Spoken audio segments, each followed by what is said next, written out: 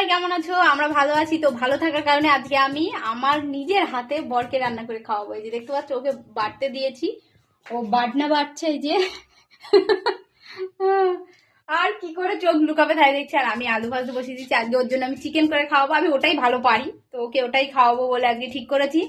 আর আজকে ওর একটা স্পেশাল দিন, ও যেহেতু জ্বর হয়েছে, স্পেশাল দিনে কিছু খেতে পারবে না, তার জন্য চিকেন। তো চলো রান্নাটা করি। আমি কড়ার মধ্যে এই যে আলুটা দিয়ে দিয়েছি, এটাকে একটু হালকা ফ্রাই করব, তারপরে চিকেনটাকে দেবো। চিকেনটা এই যে গামলির মধ্যে রাখা হয়েছে, এখনো ম্যারিনেট করা হয়নি।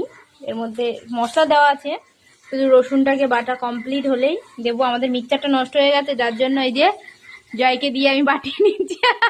ওর কাছ থেকেই ম্যারিনেট করে নেব। এই যে আলুটা ফ্রাই হয়ে গেছে, এবার আমি আলুটাকে তুলে নেব। চিকেনটাকে দিয়ে দিয়েছি কড়াইয়ের মধ্যে, এবার চিকেনটাকে কষা হবে। আর বলেছিলাম যে এই আলু ফ্রাই করা এই তুলে নিই। ফাইনালি চিকেন কষা হয়ে গেছে। তো আমি তো খেতে যাচ্ছি। আর তোমরা কি কি চিকেন কষা খেতে ভালোবাসো কমেন্ট করো। আমি তো থাকতে পারছি না। তো দেখা হচ্ছে পরের ব্লগে, ততক্ষণ জন্য টাটা, সবাই খুব ভালো থেকো।